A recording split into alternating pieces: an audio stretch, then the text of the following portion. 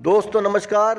अंकिता भंडारी की मौत ने सारे देश में एक तूफान सा ला दिया है। हर कोई ये जानना चाहता है कि अंकिता कौन थी और आखिरी समय में उसके साथ आखिर क्या हुआ था। तो दोस्तों आपको बता दें कि 5 दिनों से लापता अंकिता भंडारी की नहर में धकेलकर हत्या कर दी गई थी।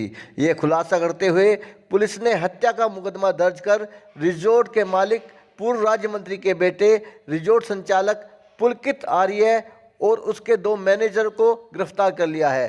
अंकिता की बॉडी तलाशने के लिए पुलिस ने एसडीआरएफ की मदद ली और चीला नहर पर पानी को बंद करवा दिया था। दोस्तों शनिवार सुबह अंकिता का शव बरामद कर लिया गया है। एएसपी कोटद्वार शेखर सुवाल ने शुक्रवार को मामले का खुलासा करते हुए बताया कि पौड़ी गढ़वाल के नालंदच्चू पट्टी के श्रीकोट निवासी अंकिता भंडारी, जिसकी उम्र 19 साल थी, वनंतरा रिजॉर्ट में रिसेप्शनिस्ट के तौर पर काम करती थी।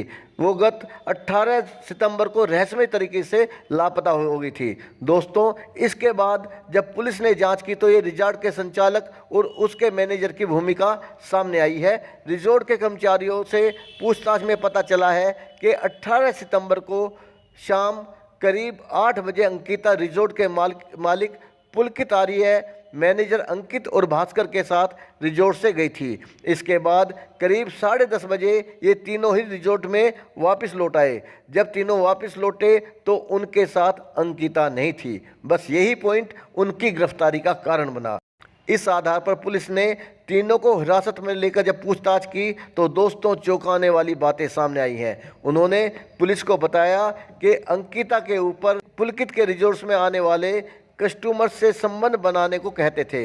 असलियत में ये रिजॉर्ट भाजपा के बड़े नेता का है, लेकिन इसे संभालने का काम उनका बेटा पुलकित करता है। स्थानीय लोगों के अनुसार इस रिजॉर्ट्स में वेश्यावृत्ति होती है। अंकिता के ऊपर भी लगातार यही प्रेशर होता था कि वो भी आने वाले कस्टमर्स के साथ में संबंध बनाएं। ये बात स्टाफ के कुछ लोगों को पता भी थी। पता चला है कि पुलकित से अंकिता कई बार ये स्पष्ट कर चुकी थी कि वो ऐसा हरगिज नहीं करेगी, भले ही उसकी नौकरी चली जाए। ये बात अंकिता सबको बता रही थी कि उस पर लोगों से संबंध बनाने का दबाव डाला जा रहा है। दोस्तों घटना वाले दिन चारों लोग चीला बैराज के पास गए।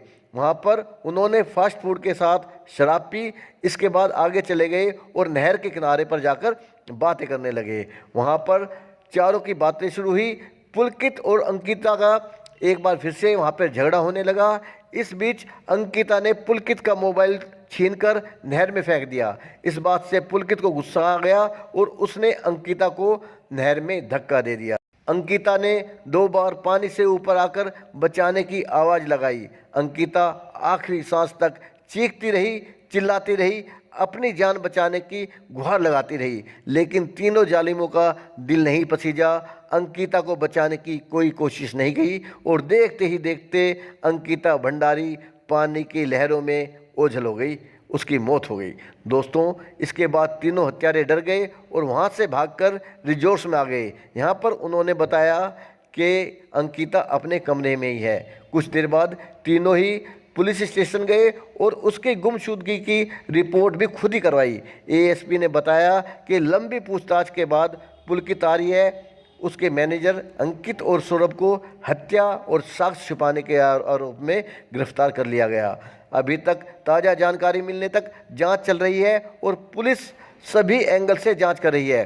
पुलिस ने ये पता लगाने की भी कोशिश की है कि कहीं उसकी हत्या से पहले अंकिता के साथ कहीं दुष्कर्म तो नहीं किया गया था। दोस्तों आगे की सटीक जानकारी के लिए मेरे साथ बने रहिए। मेरे चैनल को सब्सक्राइब करना ना भूलें। जय हिंद।